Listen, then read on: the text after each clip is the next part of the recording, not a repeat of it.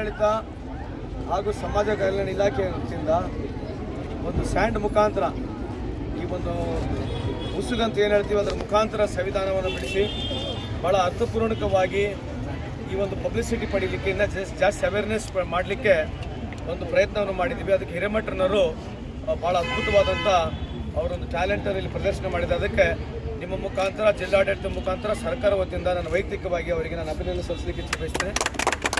ನಾವು ಮಕ್ಕಳನ್ನ ಕಾಲೇಜ್ ಹುಡುಗರನ್ನ ಈ ಒಂದು ಸೆಲ್ಫಿ ಸ್ಟ್ಯಾಂಡ್ ಮುಖಾಂತರ ಇಲ್ಲಿ ನಿಂತ್ಕೊಂಡು ಮಾತನಾಡ್ತಕ್ಕಂಥ ಏನಂತಂದರೆ ಈ ಸಂವಿಧಾನದ ಅರಿವು ಜಾಸ್ತಿ ಮುಟ್ಟಬೇಕು.